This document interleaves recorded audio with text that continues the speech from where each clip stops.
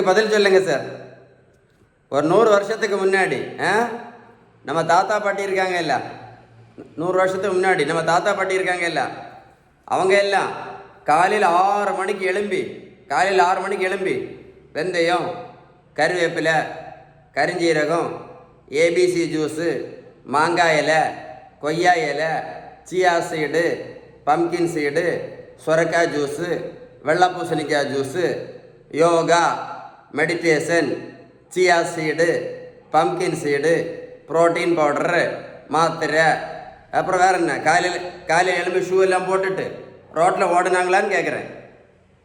சொல்லுங்கள், இதெல்லாம் பண்ணிவிட்டு காலையில் ரோட்டில் ஓடினாங்களா? Chia seed, apple seed, ABC juice எல்லாம் சாப்பிட்டுட்டு இருந்தாங்களா 100 வருஷத்துக்கு முன்னாடி நம்ம தாத்தாவும் பாட்டியும்? நல்லா கேட்டுக்கிடுங்க. மருத்துவத்தில் உள்ள ஸ்டாண்டர்ட் புத்தகம் ஹாரிசன். இந்த புத்தகம் என்ன சொல்ல தெரியுமா?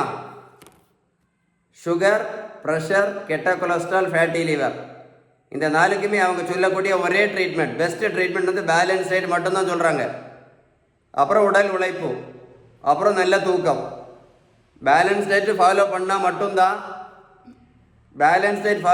மட்டும்தான் மாத்திரை நடத்த முடியும், இன்சுலின் நடத்த முடியும் அப்படின்னு யார் சொல்கிறா? அந்த புத்தகம் சொல்லுது. உங்களுக்கு பேலன்ஸ் டயட் ஏதாவது டீட்டெயில்ஸ் இந்த நம்பரில் கால் பண்ணி பேசுங்க.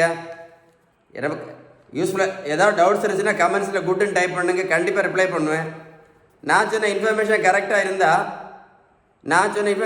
இருந்தால் மட்டும் என்ன பண்ணுங்கள், லைக் பண்ணி ஷேர் பண்ணிங்கன்னா நிறைய பேருக்கு யூஸ்ஃபுல்லான அவேர்னஸ் வீடியோ புரிஞ்சிருக்கோன்னு நினைக்கிறேன். உங்களுக்கு கரெக்டு தானே?